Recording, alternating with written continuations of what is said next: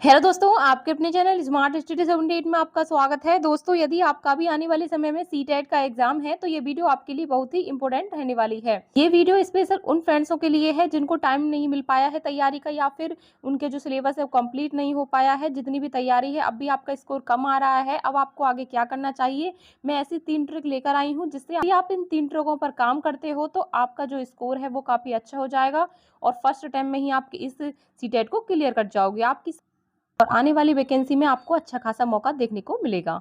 तो चलिए दोस्तों, बिना समय बर्बाद किए वीडियो स्टार्ट करते हैं। वीडियो स्टार्ट करने से पहले मैं बता दूं, यदि आपको सीटेट के नोट्स पीडीएफ या आपको एमसीक्यूज वगैरह लगाने हैं तो मैं टेलीग्राम पर शेयर कर रखे हैं, तो टेलीग्राम पे आप ज्वाइन कर लेना। इससे अलग आप यदि मॉक टेस्ट लगाना चाहते हो सीटेट का, तो मॉक टेस्ट भी मैंने टेलीग्राम पर शेयर कर रखे हैं, तो टेलीग्राम आप ज्वाइन जरूर कर लेना।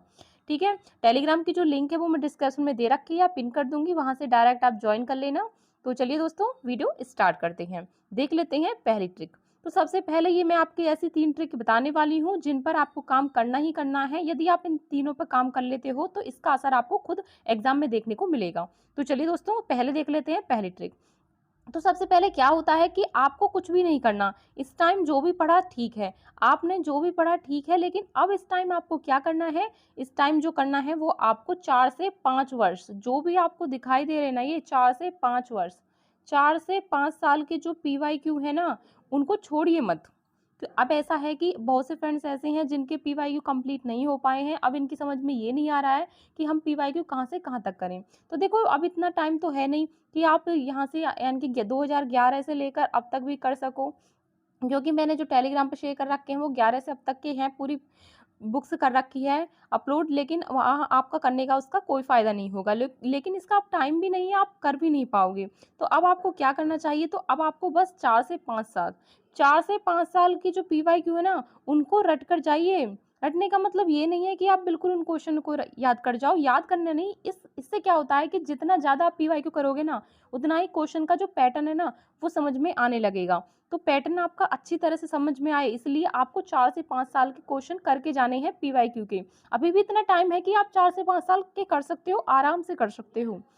इसलिए आप हो सके तो आप 4 से 5 साल के करके जाना, क्योंकि आपको पता है ना कि आपके जो 50 से 60% आपके पीवाईक्यू का रोल होता है सीटेट में। क्योंकि आपको पता है कि आपके चाहे क्वेश्चन अलग हो जाएं, यानी कि चाहे आपका जो मतलब वो पैटर्न है वो, चाहे आपके जो क्वेश्चन है वो अलग हो जाएं, लेकिन पैटर्न उसी आधार पर होता है। क्वेश्चन घुमा दिया जाता है, बाकी वहीं से थ्योरी से क्वेश्चन पूछा जाता है। यानी कि यदि आप जैसे पीवाईक्यू कर लेते हो तो आपको उस थ्योरी के बारे में पता चल जाएगा कहाँ से कैसे क्वेश्चन बन रहे हैं। यदि आप ऐसे करके जाते हो ना, तो 70% जो क्वेश्चन है ना, वो यहीं से आपको रिपीट देखने को मिलेंगे। चाहे उनकी जो लैंग्वेज है वो बदल जाए, लेकिन क्वेश्चन इसी तरह के वहां पर आने वाले हैं जैसे आपने पीवाईक्यू में देखे हैं। तो पीवाईक्यू बहुत जरूरी है भाई, आप पीवाईक्यू जरूर करके जाइए। नेक्स्ट देख लेते हैं दूसरी ट्रिक। तो दूसरी ट्रिक जो होती है वो आपकी टैग वर्ड की होती है। देखो, इसमें सीटेट में आपका टैग वर्ड का बहुत बड़ा रोल होता है। तो आपको पता है पॉजिटिव और नेगेटिव वर्ड, पॉजिटिव और नेगेटिव वर्ड करके जाने हैं भाई। पॉजिटिव अच्छे के लिए होता है और नेगेटिव नेगेटिव यानी कि गलत के लिए होता है। आपको पता है जब कोई क्वेश्चन पॉजिटिव में आता है तो उसका आंसर भी पॉजिटिव में दिया जाता है, जब कोई आंसर नेगेटिव में आता है तो उसका आंसर भी नेगेटिव में दिया जाता है। ये मैं बता चुकी हूँ अपनी लास्ट वीडियो में, जिसने भी नहीं देखी है वो एक बार जरूर देखिए। तो देखिए, जैसे टैग वर्ड कैसे याद करने हैं, जितने भी आपको टैग वर्ड है मैंने अलग से करा चुकी हूँ। और जैसे कि टैग वर्ड है उनको जरूर करके जाइए। जैसे कहाँ पर आपका उत्साह आता है, उत्साह, उत्साह आता है, ये आपका पॉजिटिव में माना जाएगा। और जहां पर आपको केवल दिखे, केवल, ये आपका महानेगेटिव है भैया, महानेगेटिव है। तो ऐसे जो क्वेश्चन आते हैं ना, वो आप आसानी से पहचान सकते हो। बच्चे को अलग करना है तो उन महानेगेटिव में आएगा, ये भी आपका गलत हो जाएगा। अब बच्चे को यानी कि समानता जो शिक्षा दी जाती है समानता की, वो एकदम करेक्ट मानी जाती है।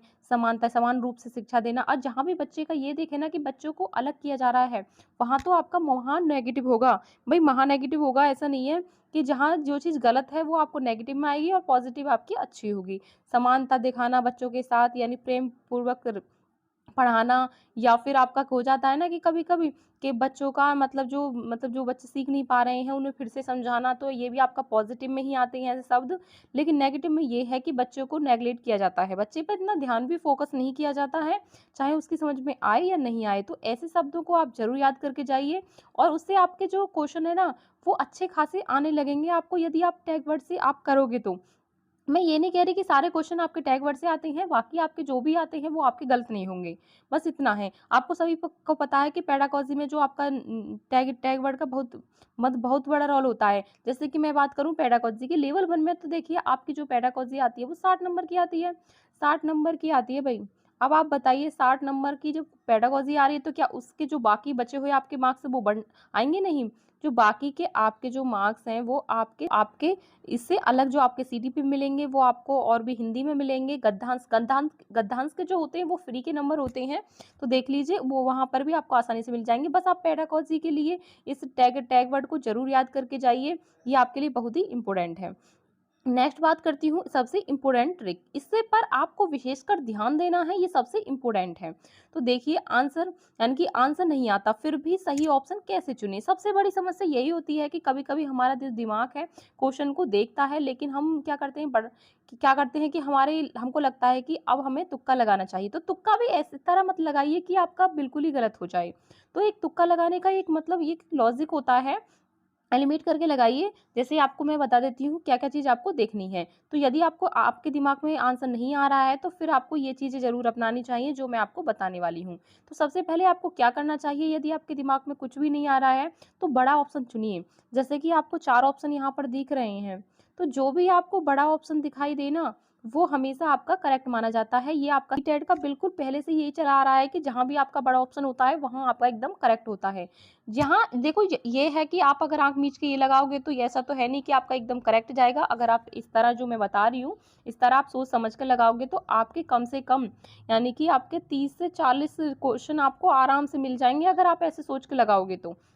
तो देखिए कैसे लगाओगे, अब आपको बड़ा ऑप्शन लगाना है। अब आपको कैसे पता कि बड़ा ऑप्शन सही हो सकता है? तो देखिए छोटे-छोटे रूप में कोई भी चीज़ें दी जाती हैं। अगर हमें कोई अच्छी तरह से समझानी होती है बात, तो हम इसे बड़े रूप में लिखते हैं। तो इसलिए इस बड़ा ऑप्शन हमेशा सही माना जाता है, और जहाँ भी आपको दोस्तों बड़ा ऑप्शन दिखाई दे, वो एकदम करेक्ट माना जाएगा और उसे ही लगा कर आना है।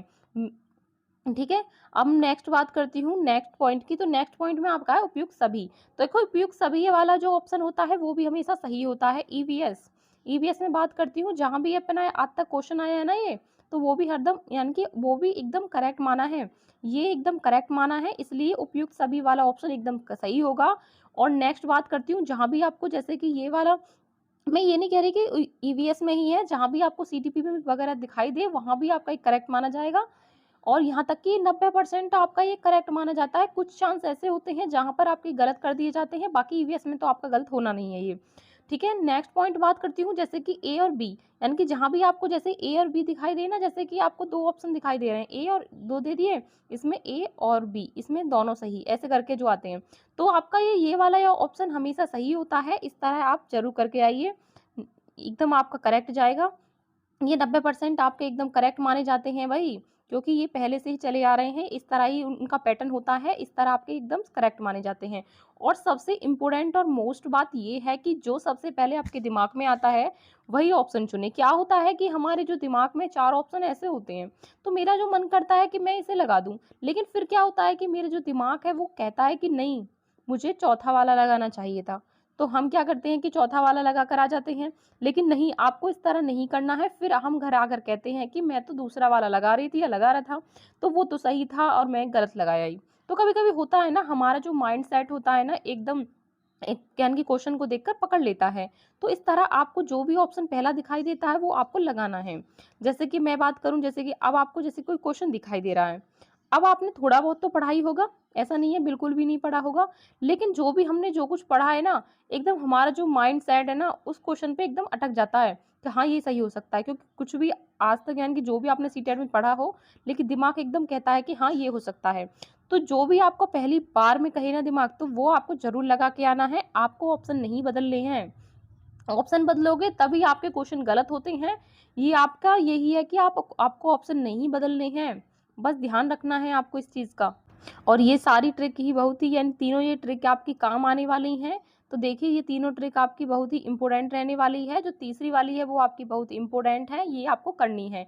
दूसरी वाली आपको टैग वर्ड ज़रूर याद करके जाने हैं और पहली आपको यही है कि आपको 4 से 5 साल के पीवाईक्यू ज़रूर लगाइए, ताकि आपके जो क्वेश्चन है वो गलत ना हो और आपका जो पैटर्न है वो ही आएगा आगे। नेक्स्ट पैटर्न आपको यही देखने को मिलेगा। देखो क्वेश्चन अलग हो सकते हैं, बाकी एग्ज़ाम का जो पैटर्न है वही रहेगा। और इससे अलग फिर भी आपका कोई डाउट है तो दोस्तों आप मुझे कमेंट करके ज़रूर बताइएगा। बहुत टाइम से आपकी वीडियो नहीं आ पाई थी क्योंकि तबीयत ठीक नहीं थी और मैंने टेलीग्राम पे भी अपडेट करा, मेरी तबीयत ठीक नहीं थी। तो माफ़ी चाहूँगी कि यूपी टेट से संबंधित, टीचिंग से संबंधित जो भी आपकी अपडेट है मैं टाइम टाइम देती रहूँगी। और फिर भी आपका कोई डाउट है तो आप मुझे कमेंट करके ज़रूर बताइएगा। मिलती हैं हम नेक्स्ट वीडियो में, तब तक के लिए धन्यवाद।